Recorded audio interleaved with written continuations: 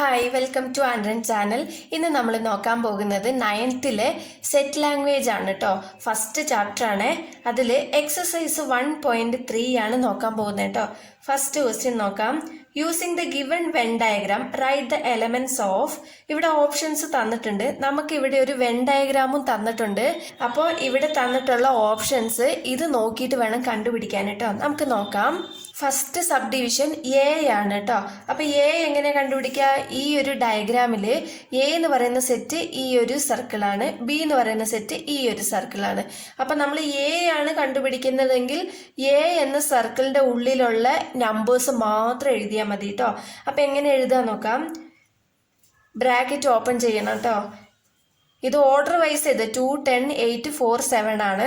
ഇപ്പൊ ഇങ്ങനെ എഴുതിയാലും കുഴപ്പമില്ല, ഓർഡർ വൈസ് എഴുതിയാലും കുഴപ്പമില്ല കേട്ടോ. നമുക്ക് ഓർഡർ വൈസ് എഴുതാം. 2, 4, 7, 8, 10.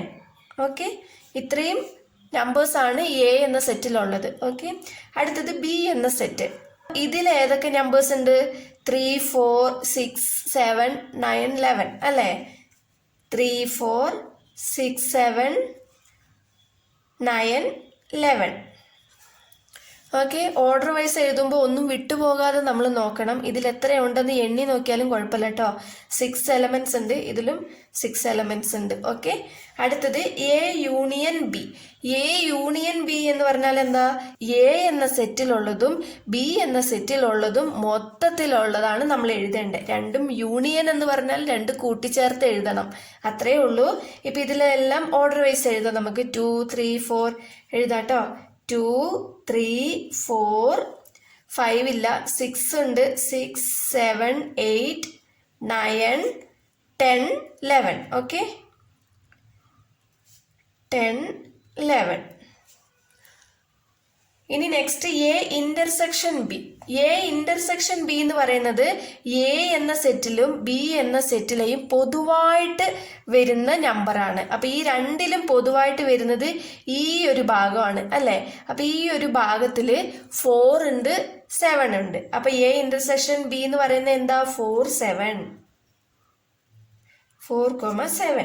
അടുത്ത fifth one A minus B. A minus B എന്ന് പറഞ്ഞാൽ എന്താ? എയിൽ നിന്ന് ബി മൈനസ് ചെയ്യുന്നു, അത്രേ ഉള്ളൂ.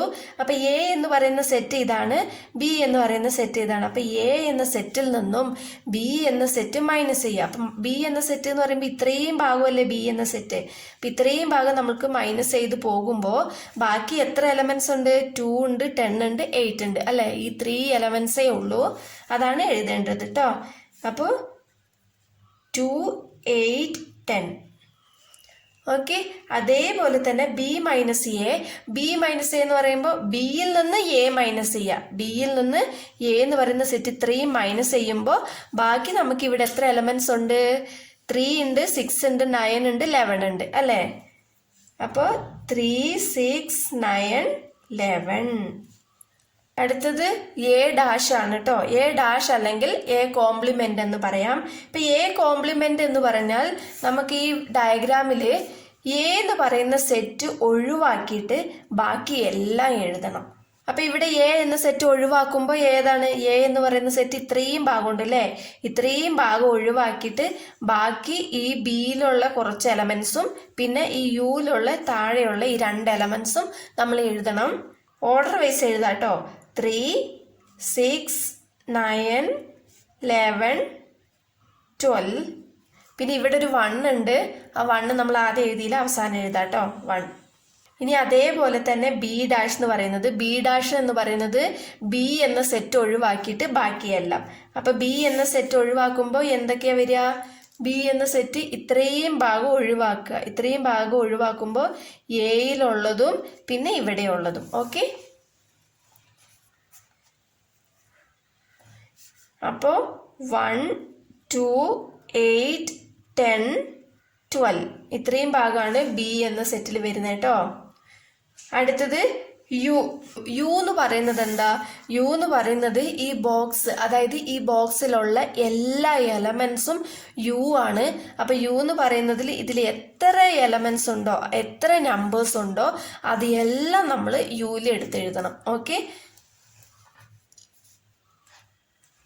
അപ്പൊ എന്താ വരിക? 1 ഉണ്ട്, 2 ഉണ്ട്, 3 ഉണ്ട്, 4 ഉണ്ട്, 5 ഇല്ല അല്ലേ? 6 ഉണ്ട്, 7, 8, 9, 10, 11, 12 ഇത്രയും എലമെന്റ്സ് ആണ് യുയിലുള്ളത് കേട്ടോ. ഇത്രയേ ഉള്ളൂ. വളരെ സിമ്പിൾ ആണ് കേട്ടോ. മനസ്സിലായെന്ന് വിശ്വസിക്കുന്നു. വീഡിയോ ഇഷ്ടപ്പെട്ട ലൈക്ക് ചെയ്യാനും ഷെയർ ചെയ്യാനും സബ്സ്ക്രൈബ് ചെയ്യാനും മറക്കരുത്. താങ്ക്